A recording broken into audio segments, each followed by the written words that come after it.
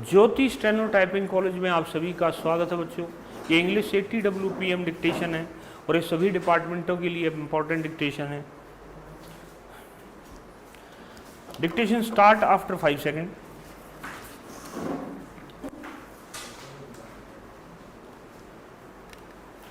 In discussing the demands for grants of the Finance Ministry, we have got to see to what extent the administration of this particular ministry has led to the development of our national wealth and the securing of the welfare which our state claims to have in view. Madam, we must try to analyze very carefully the working of this particular ministry because it is not merely a department of the government, so to say, but it is the nerve center of the administration of the country. I would like first to refer to the role of foreign capital because in determining the manner in which the permission of capital issues has been granted by the particular administration, we should keep in our mind to what extent the interests of our nation have been served. I fully endorse the statement which the previous speaker has made so far as repatriation of the investments made by foreigners and of profits are concerned. We have dealt with this topic quite a number of times, and I do not want to reiterate anything apart from only supporting what the honorable member who just now spoke said. I would now like to deal with the investments of foreigners in India. Madam, the government of our country accepted the proposition that in allowing foreign investment it should come in only in such industry and such form of production wherein our national investors will not come forward and in which technical skill is wanted.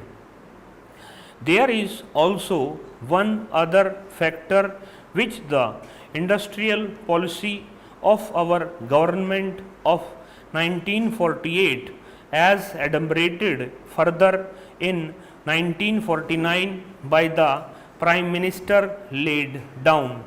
It specifically said that the control and ownership of such concerns should, as far as possible, be in the hands of Indian national and the technical know-how of our country should be developed. I would like to emphasize the figures that have been put forward for the last few years. From 1997 till the end of 2012 or the early part of 2012, it has been reported that rupees 19,000 crores of foreign capital has been allowed to be invested in our country. Of that, practically more than rupees 6,000 crore has been allowed to be invested in managing agency and trading enterprises in our country. So far as government policy is concerned, we find that a sum of rupees 4 crores has been allowed to be invested this year. We do not know how it is to be used up. We have been told that during the period 2008-13, nearly rupees 35 crores have been allowed to be invested in textile machinery and generally in the textile industry. We have seen to what extent cotton and jute have been dominated by the national capital and to what extent they play the role as against the demand for them. We know further what the government is doing in regard to these industries and how the Indian counterpart in these industries are behaving. Then why this further penetration of foreign capital?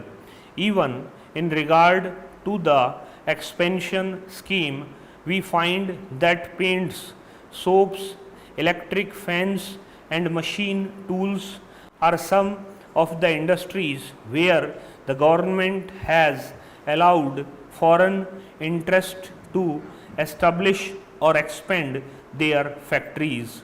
It will adversely compete with the production of the country when the indigenous producers do not find any market in this sphere. Therefore, we have got to see to what extent the capital issue has been regulated by this government and particularly by the finance department so that the national well-being of the country could be guaranteed. Then we have got to look into the fact as to how far the new industries are allowed to function. So far as the oil refineries are concerned, some of them have been established and some more are going to be established very soon. In the control of the administration, the Indians have no share. There are only preference shareholders and they have no voice in the management.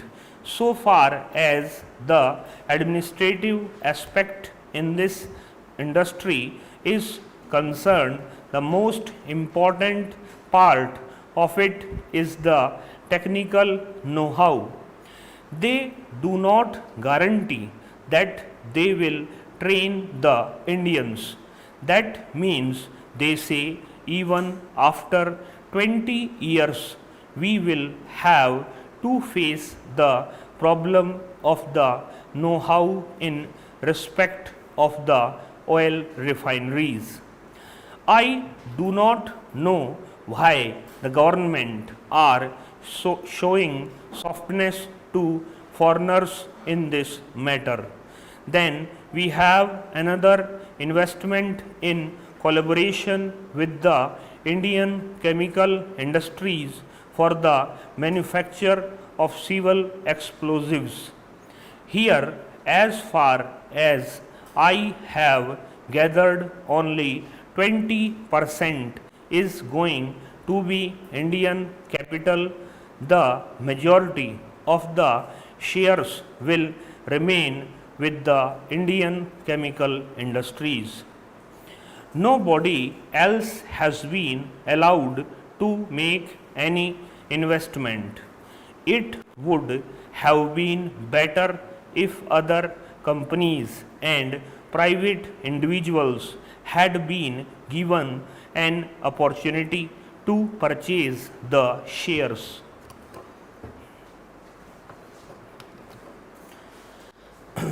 Website पे इसको लगा दिया गया है, पहले इसको अच्छे से पढ़ेंगे फिर इसको टाइप करेंगे। इस क्लास में इतना ही बच्चों, नमस्कार बच्चों।